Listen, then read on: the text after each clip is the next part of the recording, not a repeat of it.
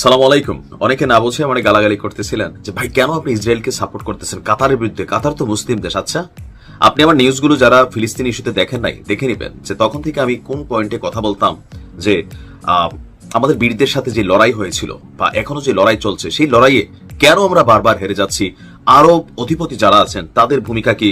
তখনই বলছিলাম একদিন এই ইসরায়েল সবাইকে শাসন করবে, আর যেদিন এই শাসন শুরু করবে ওই দিন আমি ইসরায়েলের পক্ষ নিব। আজকেও আমার এই ভিডিওটা ইসরায়েলের পক্ষে, যে ভাই ছাড় দেওয়ার সুযোগ নাই। দেখেন কাতারকে ইসরায়েল কোন জায়গায় নিয়ে গেছে, দেখেন কোন জায়গায় নিয়ে গেছে। এই যে এখন ঘুংবাং আরব অধিপতিরা গত 2 দিন ধরে মিটিং টিটিং কইরা নিন্দা জ্ঞাপন বা বিলের গলায় ঘন্টা বাঁধবে যে পরিকল্পনা আরব ন্যাটো ফ্যাটো, এগুলা কোনো কিছুতে মাল কারাবে না। কারণ Israel one and only the bluetooth country এই মুহূর্তে যারা গ্রেটার ইসরায়েলের স্বপ্নে আরব রাষ্ট্রগুলোকে শাসন করবে। যদিও ট্রাম্প বলছে করবে না, কিন্তু ইসরায়েলের অবস্থান দেখেন, ট্রাম্পের কথার কোনো ভ্যালু নাই।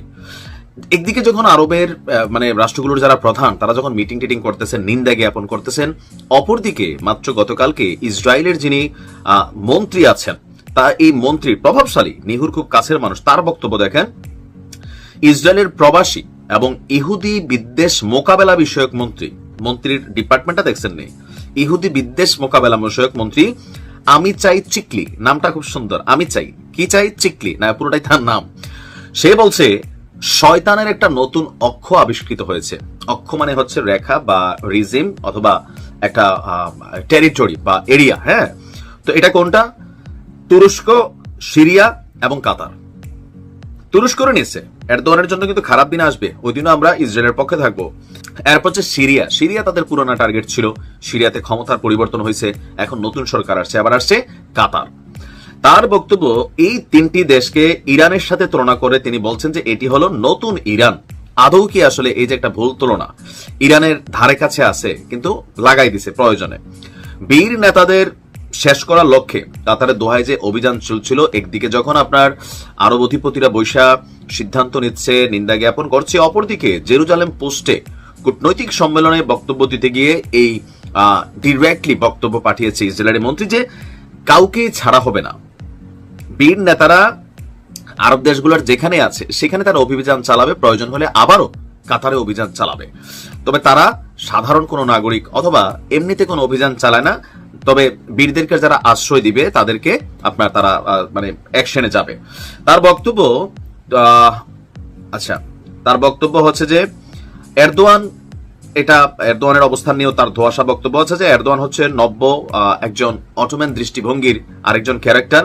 এর পাশাপাশি আমরা যদি দেখি যে কাতারের দোহায় যে ঘটনা ঘটেছে, তার বক্তব্য যে কাতার দীর্ঘদিন যাবৎ আমাদের বীরদেরকে এখানে আশ্রয় দিয়ে রেখেছিল, এমনকি এখন পর্যন্ত অনেক বীরদেরকে নাকি আশ্রয় দিয়ে রাখছে। হতে পারে, তবে কাতারের আমি যে কাতারের জায়গা থেকে বিরোধিতাটা করতেছি যে দেখেন আপনারা যখন ফিলিতে ঘটনাগুলো ঘটছিল তখন কিন্তু ইয়েমেন, লেবানন, তারপর হচ্ছে যে বীররা একটা টিম হিসাবে, সাথে তো ইরান ছিলই, তারা কিন্তু অ্যাকশনে গেছিল। যখন ইরানে অভিযান হলো তখন আপনারা আপনাদের আকাশ সীমা বন্ধ না করে সেটা ব্যবহার করতে দিলেন। তো এজ এ রেজাল্ট কি হলো? ইরান যখন পটাকা পাঠায় তো আরব রাষ্ট্রগুলো এগুলো নিজের টাকা পয়সা খরচ করে আটকে দিত। 2-1টা ছুট্টা মুট্টা ইসলিতে গেছে। দরকার ছিল কি, ইরান যেহেতু অভিযানে নামছে সবাই একটা টিম ওয়ার্ক করা। এই টোটাল যে ঘটনা ঘটতেছে, জেরুজালেম যে দখলে চলে গেছে, সবাই নিন্দা জ্ঞাপন করতেছে। ইসরায়েল যখন তাদের বৃহত্তর ইসরায়েল পরিকল্পনার মানচিত্র সামনে আনলো, সেখানে কাতার আছে, সৌদির একটা অংশ আছে। তো এগুলা দেখে আসলে রিয়াকশন কি, আরবরা কোন ভূমিকা নিল? এখন দেখেন আস্তে আস্তে একটা রাষ্ট্রই কিন্তু ইসরায়েল ধরতেছে। এই যে নাম আসছেনি তুরস্কের, নাম আসছে কার? সিরিয়ার। কম বেশি সবারই একটা শক্তি আছে, একত্রিত হইলে এটা বড় শক্তি। কিন্তু ওই ভূমিকাটা নিয়ে কি কেউ কাজ করছে? ইরান যখন করতেছিল ইরানের বিরোধিতা করছে। ইভেন আপনার বীরদেরকে কাতার থেকে তারা বের করে দিছিল আমেরিকার প্রেসক্রিপশনে, তলে তলে এখানে সেটেলমেন্টের কাজ করতেছিল কাতার। সৌদিও এই একই ভূমিকা পালন করছে, ইরানের কাছে চিঠি পাঠাচ্ছে সৌদির বাদশাহ যে দেখো আমেরিকার সাথে এভাবে লাগালাগি দরকার নাই, ইসরায়েল ইস্যুতে একটু চুপ হয়ে যাও। এগুলো দেখার পরে কোনো কারণে আমাদের আরব রাষ্ট্রগুলোকে সাপোর্ট করার মেন্টালিটি আপনারা আসতে পারে, আমার আসে না ভাই। ইসরায়েলের উচিত আরো একটা অভিযান চালাই দেওয়া। যারা আজকের এই ভিডিওটিতে জামাত ইসলামের নেতাকর্মী আছেন, এর পাশাপাশি হেফাজত ইসলামের নেতাকর্মী আছেন, তাদের কাছে আমরা দৃষ্টি আকর্ষণ করবো যে আসলে কোন দলটা প্রকৃতপক্ষে ইসলামের জন্য রাজনীতি করে বা কোন দলটার মূলনীতি আদর্শ ইসলামের পক্ষেই যায়। এখন জামাত ইসলাম সম্পর্কে একটা বিতর্ক তো আছে যে জামাত ইসলাম মওদুদিবাদী একটা নীতি ফলো করে, আর হেফাজত ইসলামের যে একটা বক্তব্যকে ঘিরে গত 2 দিন যাবৎ সোশ্যাল মিডিয়াতে তুল কালাম কাণ্ড চলতেছে, যে নির্বাচনের আগে যখন সবাই ভাবতেছিল যে হেফাজত ইসলাম, জামাত ইসলাম বা ইসলামিক সমমনা দলগুলো তারা একটা প্ল্যাটফর্মে আসবে, ইভেন এই প্রথমবারের মতন একসাথে জোট বেঁধে তাদের রাষ্ট্র ক্ষমতায় যাওয়ার সুযোগ আছে, ঠিক ওই মুহূর্তে বাংলাদেশের সবচেয়ে বড় যে 2টা ইসলামিক বা 3টা দল আমরা যদি ধরতে পারি, একটা হচ্ছে হেফাজত ইসলাম, একটা চরমনাই পীর, একটা জামাত ইসলাম। গেল কয়েকদিন আগেও চরমনাই পীর জামাতকে নিয়ে প্রতিদিন 2-4টা বিষেধাগার করতেন এবং জামাতকে মুনাফেক টুনাফেক থেকে শুরু করে আরো অনেক ফতোয়া দিতেন। এখন দিন শেষে এই মুহূর্তে এসে হঠাৎ করে হেফাজত ইসলামের যিনি আমির আছেন শাহ মহিবুল্লাহ বাবুনগরী, তিনি এক হুলস্থুল বক্তব্য দিয়ে বসেছেন, আর এতে জামাতের নেতাকর্মীরা খেপে গেছেন।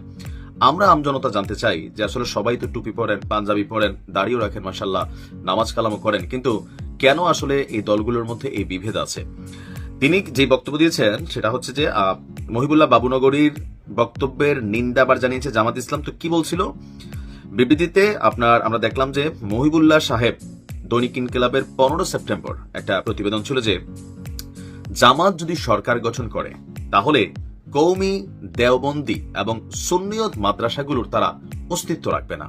একটা বড় ধরনের কথা কিন্তু, কারণ সারা বাংলাদেশে কওমি মাদ্রাসা, সুন্নি মাদ্রাসা, দেওবন্দির বিশাল একটা কিন্তু ফলোয়ার অথবা তাদের অনুসারী আছেন।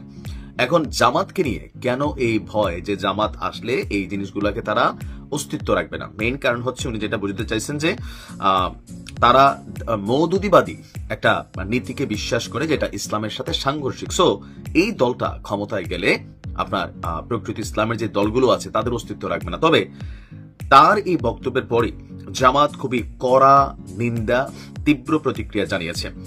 জামাত ইসলামের সেক্রেটারি জেনারেল এবং কেন্দ্রীয় প্রচার ও মিডিয়া বিভাগের প্রধান এহসানুল মাহবুব, তিনি আপনার একটা বিবৃতি দিয়েছেন। তিনি বলছেন যে হেফাজত ইসলামের যিনি এই বরেণ্য নেতা আছেন, তিনি যে বক্তব্য দিয়েছেন তা অসত্য এবং মন গড়া। তারই বক্তব্যের মধ্যে সত্যের লেশমাত্র নেই। এই বক্তব্যটি সম্পূর্ণ ভিত্তিহীন। তার মতো একজন বরেণ্য আলেমের মুখে এমন ভিত্তিহীন মন্তব্য শোভা পায় না। জামাত তার এই বক্তব্যের নিন্দা এবং প্রতিবাদ জানাচ্ছে।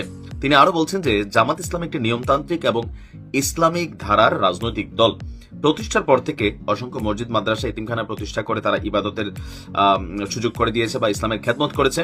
জামাতের বহু নেতাকর্মী, শুভাকাঙ্ক্ষী কওমি মাদ্রাসার প্রতিষ্ঠার মাধ্যমে দ্বীনি খেদমতেও নিয়োজিত রয়েছেন। অর্থাৎ উনি বলতে চাচ্ছেন যে জামাত ইসলাম নিজেই তো কওমি মাদ্রাসা প্রতিষ্ঠা করছে। সো সেই ক্ষেত্রে আমরা কেন কওমি, দেওবন্দি কিংবা সুন্নিয়াত মাদ্রাসার বিরোধিতা করব? এটার কোনো কারণ নেই এবং কোনো ধরনের প্রমাণও নেই। তিনি বলছেন 2001 থেকে 6 পর্যন্ত জামাত ইসলামের 2জন মন্ত্রী ক্ষমতায় ছিলেন।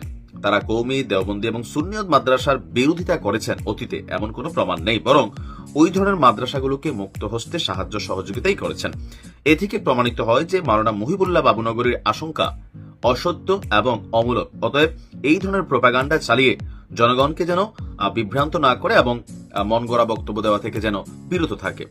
আমি বরাবরই বুঝি না, ইসলাম একটা, কিন্তু আপনি দেখবেন পীরের তরিকা, বাংলাদেশে 2 লক্ষের উপরে নাকি পীর আছে, 2 লক্ষ তরিকা, পীরের 2 লক্ষ সিস্টেম। আবার আমাদের দেশে আপনি তাবলিগ জামাত বলেন, এই ইসলামিক দলগুলোর এত বিভাজন যে ছোটখাটো টুকরি, কেউ বড় ধরনের খাড়ি, মানে এরকম ভাবে বিভক্ত আছে। এমনকি প্রত্যেকে মাঝে মাঝে একজনের জন্য মুনাফিক, কলাটল্লা ফালানোর জন্য কিন্তু তারা হুমকি ধামকি দেয়। সাধারণ জনগণ হিসাবে আমরা যখন দেখি একজন মানুষ পাঞ্জাবি পরেছেন, দাড়ি রেখেছেন, টুপি দিয়েছেন, আমরা কিন্তু ফোকাস করি না যে পাঞ্জাবির নিচে দেখি গোল নাকি কানি, গলাতে কি কলার আছে নাকি কলার ছাড়া, টুপি কি মানে গোল টাইপের টুপি না লম্বা টাইপের টুপি না কিস্তি টাইপের টুপি, আমরা কিন্তু বুঝি না। আমরা কিন্তু একজন মনে করি যে প্রথিতযশা মুসলিম ইমানদার মানুষ, আমরা কিন্তু সম্মান করি। সো এদেশের আলেম সমাজদের যে দুর্দিন বা খারাপ সময়গুলো, এগুলো তারা কিন্তু নিজেদের জন্য তৈরি করে রাখছে। এখানে সরকারগুলো সবসময় দোষ নাই।